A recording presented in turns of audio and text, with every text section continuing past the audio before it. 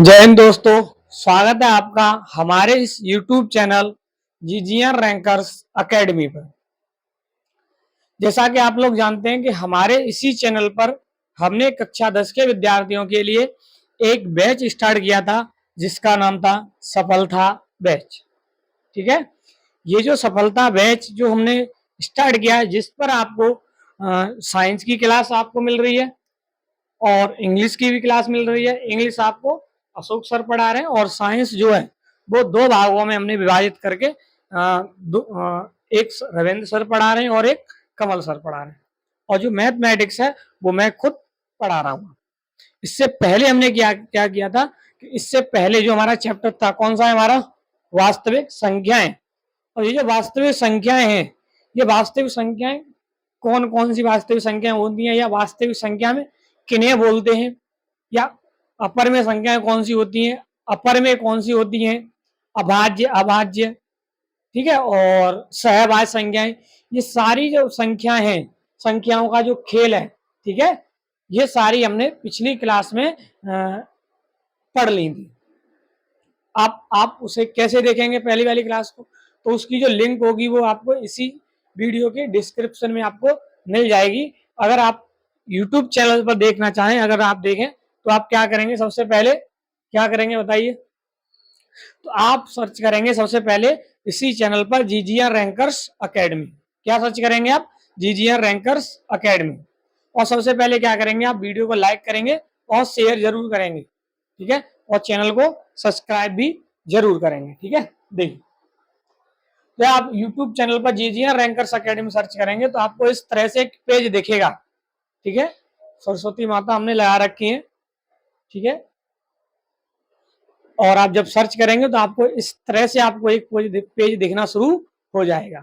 ठीक है, आपको इसी चैनल पर अब जब आप देखेंगे कि अगर आप वीडियो में देखना चाहें तो वीडियो आपको मिल जाएगी। जैसे यहाँ पे अगर देखना चाहें, वीडियो पर क्लिक करेंगे तो आपको वीडियो भी आ जाएंगे। जैसे यहाँ पर अशोक सर इंग्लिश पढ़ा रहे हैं और मैं खुद मैथमेटिक्स पढ़ा रहा हूँ कक्षा 12 का भी, ठीक है, और ये रविंद्र सर हैं जो आपको साइंस पढ़ा रहे हैं, और ये जो कमल सर हैं वो आपको केमिस्ट्री पढ़ा रहे हैं। ठीक है, अगर आप देखना चाहेंगे तो आप सबसे पहले क्या करेंगे, प्ले लिस्ट पे जाएंगे, और प्ले लिस्ट पे जैसे ही आप क्लिक करेंगे आपको इस तरह से प्लेलिस्ट दिखना शुरू हो जाएंगी। जैसे पहली वाली जो प्लेलिस्ट है वो उड़ान बैच है।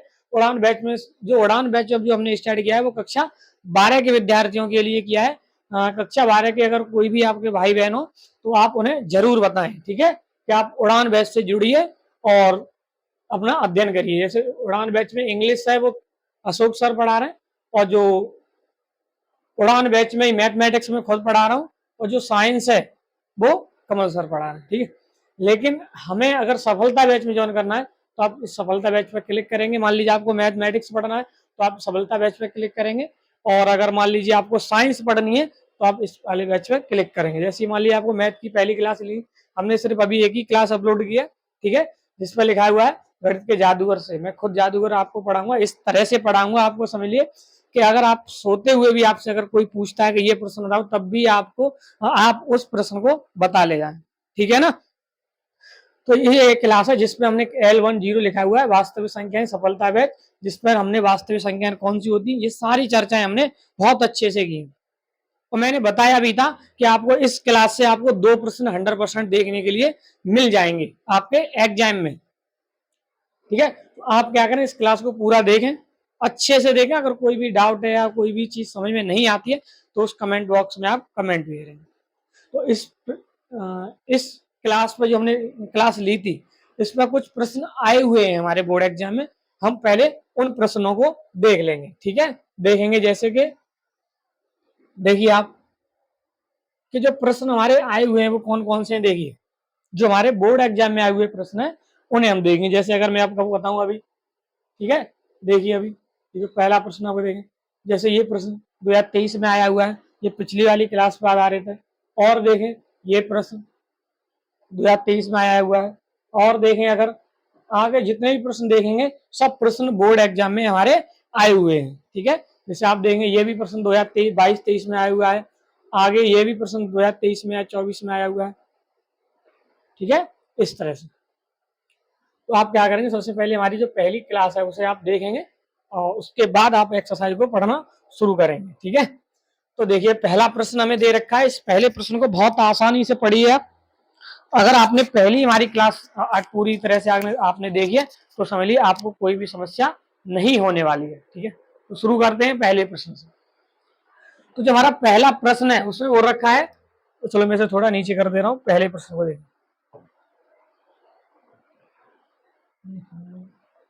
देखिए, जिसमें वो रखा है किसी परमेय संख्या।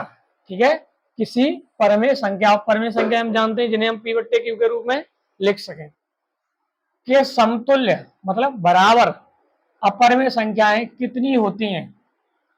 समझ पाए? वो ये कहना चाह रहा है प्रश्न में, अगर हमारे पास एक परमेय संख्या में दे रखी है और उसके बराबर हम कितनी परमेय संख्या लिख सकते हैं, तो देखिए ऑप्शन दिया है, हम एक परमेय संख्या लिख सकते हैं, दो परमेय संख्या लिख सकते हैं, तीन परमेय संख्या लिख सकते हैं, या अपरिभाषित मतलब बहुत सारी संख्या हम अपर में लिख सकते हैं। देखिए कैसे करेंगे। सबसे पहले आप क्या लिखेंगे, हल लिखेंगे यहाँ पर। अब आप क्या करें, कोई भी परमेय संख्या आप लिख लीजिए, कोई भी। जैसे परमेय संख्याएं होती हैं, परमेय संख्याएं, ठीक है, वो लिखी होती है पी बट्टे क्यू के रूप में। अब मान लीजिए मुझे, मैंने यहाँ पर क्या किया, 2p और बट्टे 2q लिख दिया, बराबर मैंने लिख दिया 3p और बट्टे में 3q, बराबर मैं लिख दिया 4p और बट्टे में 4q। ऐसे में क्या कर सकता हूँ, बहुत सारी संख्याओं को यहाँ पे क्या कर सकता हूँ, लिख सकता हूँ। और ये जो संख्याएं लिखी हुई है, ये 2p upon 2q, 3q, 3p upon 3q, और ये संख्या ये लिखी है, ये सारी संख्याएं इस संख्या के समतुल्य हैं। ठीक है, समतुल्य है। मतलब आप कहना क्या समझे, आप यहाँ से ये समझेंगे कि अगर आपके पास एक परमेय संख्या दे रखी है और उसके समतुल्य अगर आपको संख्याएं लिखनी है, तो आप ऐसी अनंत संख्याएं लिख सकते हैं। आप ऐसी अनंत संख्याएं लिख सकते हैं जो उस संख्या के समतुल्य होंगी।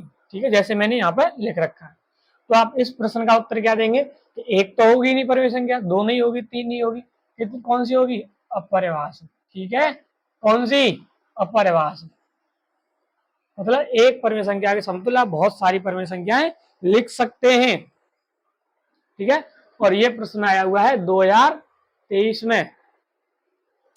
आगे देखेंगे परमेय संख्याएं क्या होती हैं, ये आप पिछली कक्षा, पिछली जो हमने क्लास ली है उसमें आप देख लीजिए। देखिए अब दूसरा प्रश्न क्या है, दूसरे प्रश्न हमने वो रखा है, दूसरे में वो रखा है आपसे एक, तू चल रही भैया पहले,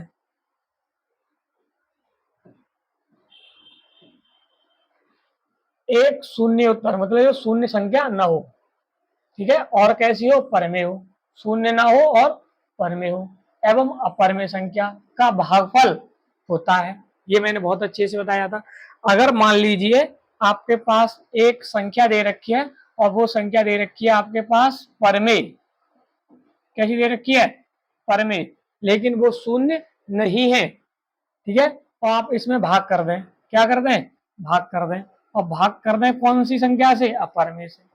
ये प्रश्न में हमसे बोल रखा है। ठीक है, अगर ऐसा हो गया परमेय संख्या में हम अपरमेय संख्या से भाग कर दें, तो लास्ट में जो संख्या मिलती है तुम्हें, वो हमेशा मिलेगी आपको, हमेशा मिलेगी आपको, पता है, याद हो तो, हमेशा मिलेगी आपको अपरमेय, हमेशा आपको मिलेगी अपरमेय। ठीक है, तो इस प्रश्न का उत्तर क्या हो जाएगा, प्राकृतिक संख्या नहीं, बिल्कुल नहीं, परमेय संख्या बिल्कुल नहीं, पूर्ण संख्या बिल्कुल नहीं, कौन सी, अपरमेय संख्या। ठीक है, और ये भी प्रश्न आपको 2023 में आया हुआ है। ठीक है, आगे नंबर देखें 3। ये सारी संख्याएं मैंने आपको पिछली के साथ क्लास में आपको बहुत अच्छे से बता भी दी है मैंने। ठीक है, देखिए आप प्रश्न को सबसे पहले पढ़ेंगे कि संख्या हमें दे रखी है n स्क्वायर माइनस 1। ठीक है, कौन सी संख्या दे रखी है हमें, यहाँ लिख दे रहा हूँ, हमें संख्या दे रखी है कौन सी, आप बोलेंगे sir N square minus one, ठीक है, N square minus one, comma 8 से क्या है विभाजित है, 8 से विभाजित भी है, विभाजित यदि एन एक, अब आपको बताना है ये एन है क्या चीज, पूर्णांक है देख लेंगे, प्राकृत संख्या है देख लेंगे, विषम संख्या है ये भी देख लेंगे, और बची लास्ट में सम संख्या। कौन सी? सम संख्या।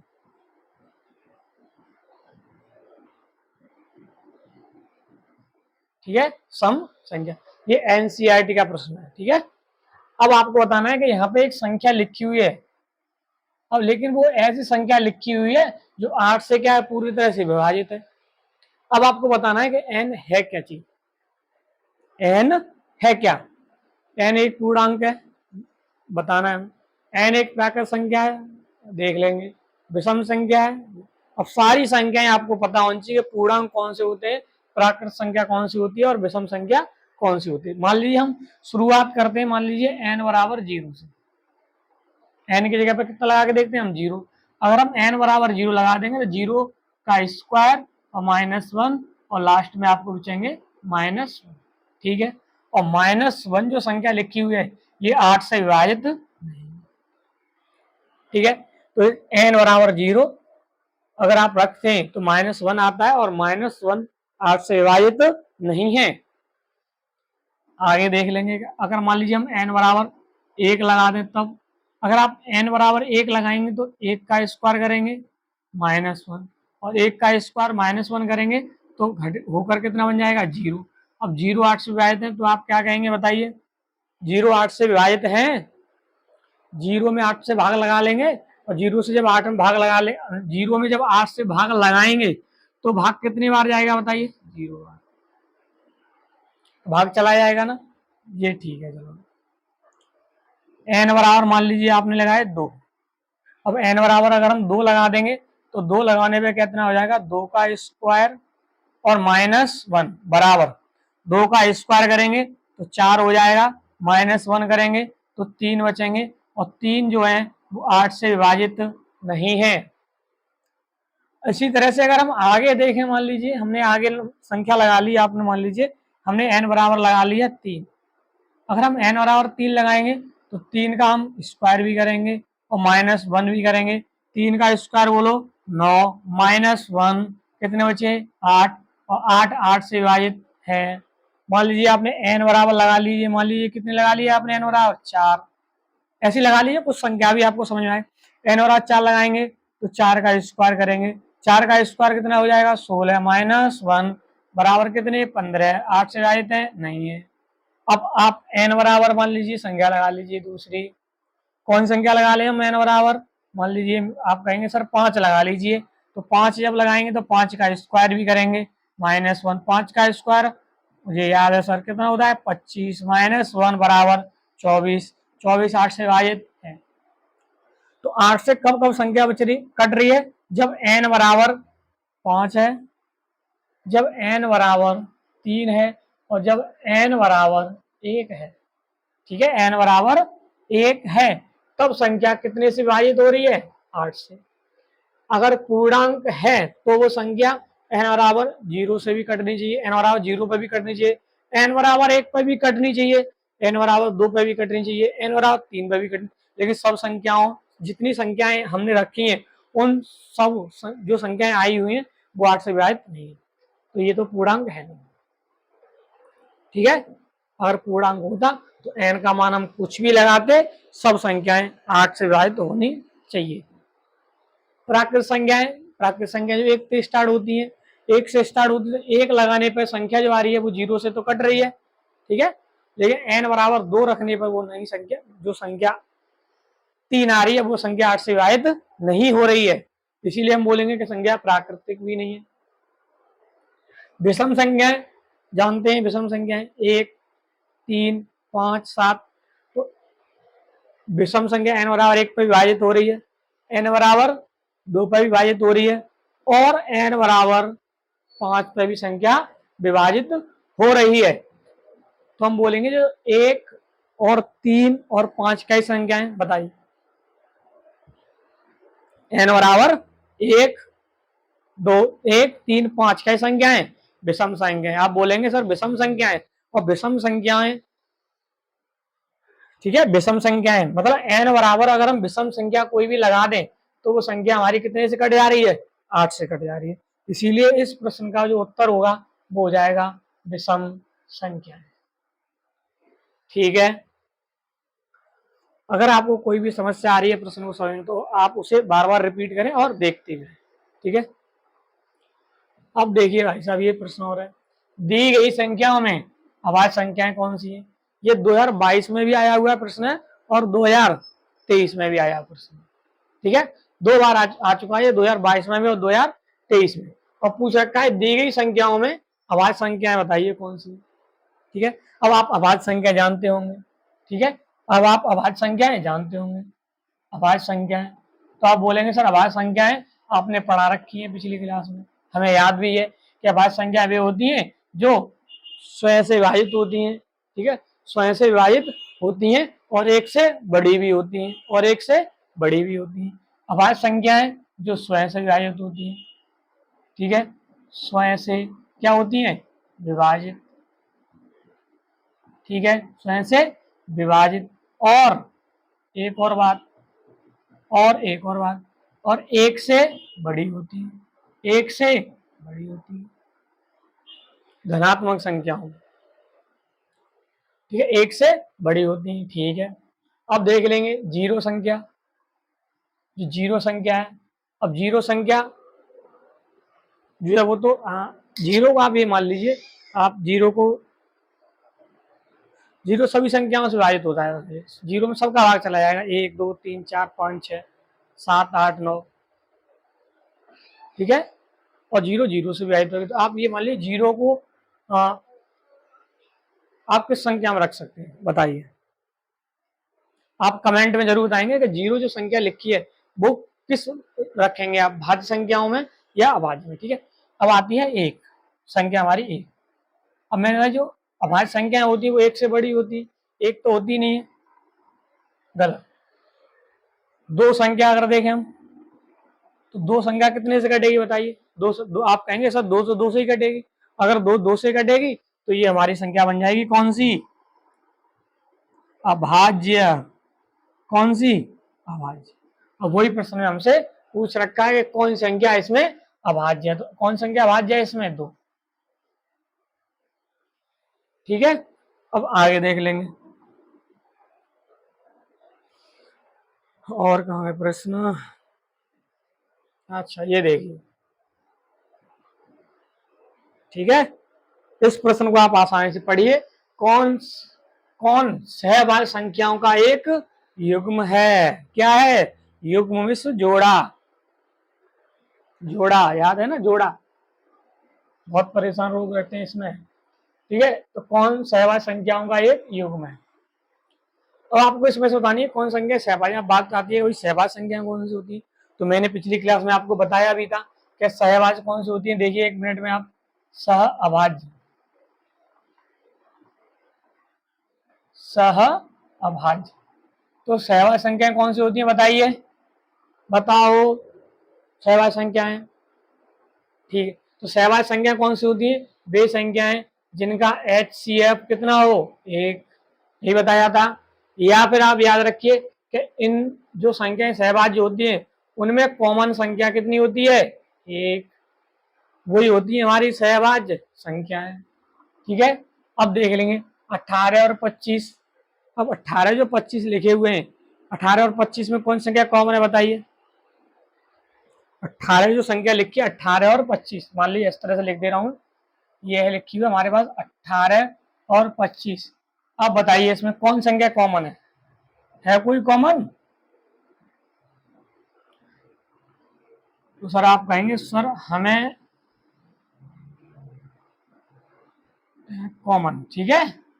अब आप बताएंगे इसमें कॉमन संख्या कितनी दिख रही है, तो आप कहेंगे सर कॉमन संख्या तो इसमें कोई भी नहीं है। तो अगर कोई संख्या कॉमन नहीं है तो हम बोलेंगे कौन संख्या कॉमन है, एक। अगर एक संख्या कॉमन आ गई तो समझ लीजिए वो हमारी कहलाएंगी सह अभाज्य। सह अभाज्य। तो 18 और 25 क्या संख्या है? सहभाज्य। आगे चेक ही मत कीजिए आप। 5 और 15 में 5 संख्या कॉमन है। 7 और 21 में 7 संख्या कॉमन है। 31 93 में बताइए, तो आप बोले 31 93 में बताइए, तो 31 93 में 31 संख्या क्या है? कॉमन है। 31 संख्या क्या है? कॉमन है। ठीक है, तो ये हमारी सहभाज्य संख्याएं नहीं है। ठीक है, और ये भी संख्या, ये भी प्रश्न हमारे 2023 में आया हुआ है। देखिए,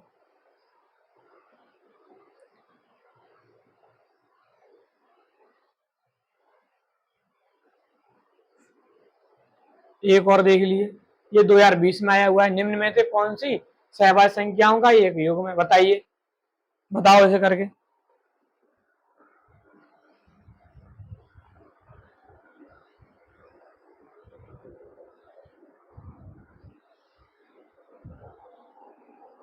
बताइए, निम्न में से कौन सी सहभाज्य संख्याओं का एक युग्म है? सर अभी आपने बताया था सर, सहभाज्य संख्याएं कौन सी होती हैं? सह अभाज्य कौन सी होती हैं? तो बताइए एक बार फिर, सहभाज्य कौन सी होती हैं? तो उनमें सहभाज्य संख्या वे होती हैं जिनमें कॉमन संख्या एक हो या फिर HCF एक हो। आप कॉमन संख्या देखिए, तो आप देखेंगे 14 जो संख्या लिखी है, मान लीजिए 14 लिखे हुए हैं और एक तरफ लिखे हुए हैं 35। बताइए कौन संख्या कॉमन है? तो आप बोलेंगे इसमें कॉमन संख्या हमारे पास 7 है। कौन सी है? 7 है, इसीलिए ये सहभाज्य संख्या नहीं है।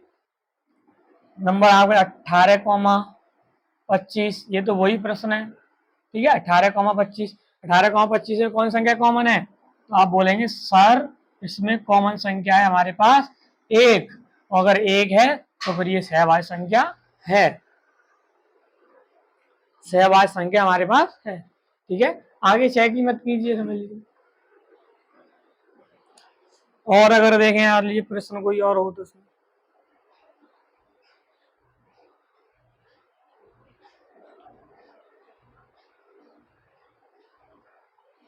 ठीक है।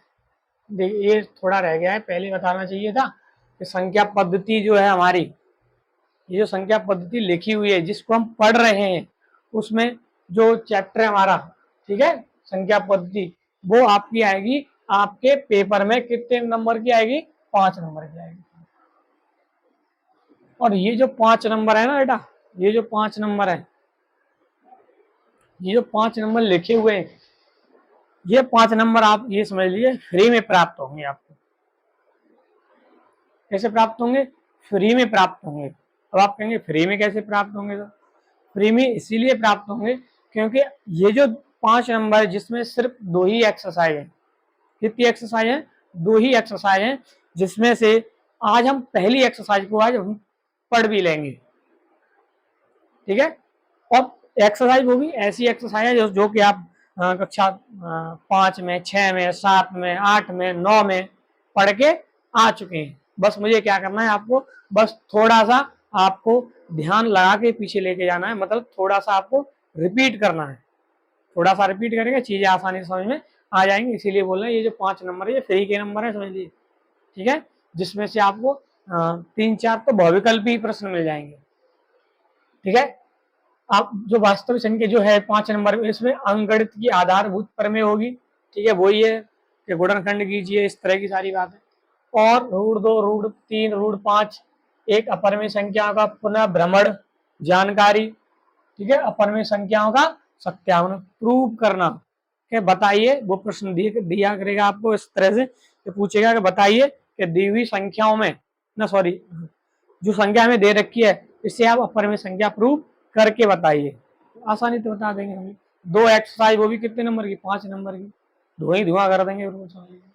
ठीक है, तो आज जो है इस क्लास को यहीं पर रखते हैं। ठीक है, अगली जो क्लास रहेगी वो हमारी रहेगी 1.1 एक्सरसाइज। ठीक है, इससे पहले हमने वास्तविक संख्या जो हमने चर्चा की थी, आप उस वीडियो क्लास को देखें, और ये भी क्लास अभी थोड़ी टाइम में अपलोड हो जाएगी, आप इसे भी अच्छे से देखें। अगर कोई भी प्रश्न जो तुम्हें समझने में दिक्कत कर रहा हो, आप कमेंट बॉक्स में उसकी कमेंट करके आप हमें जरूर बताएं। और आप क्या करेंगे, आप एक काम जरूर करेंगे कि ये जो चैनल है जीजीएन रैंकर्स एकेडमी, इसे आप बहुत लोगों को तो शेयर करेंगे और आप हमारी सपोर्ट भी करेंगे। ठीक है, अभी नया नया चैनल है तो अभी इतनी सुविधाएं नहीं है। ठीक है, लेकिन आप लोग अगर हमारे इस चैनल से जुड़े रहेंगे तो सारी चीजें अच्छे से हो जाएंगी। ठीक है, तो आप क्या करेंगे, चैनल को लाइक करेंगे। ठीक है, वीडियो को लाइक भी करेंगे, शेयर भी करेंगे और सब्सक्राइब तो जरूर करेंगे। ठीक, मिलते हैं तब तक अगली क्लास में। Thank you.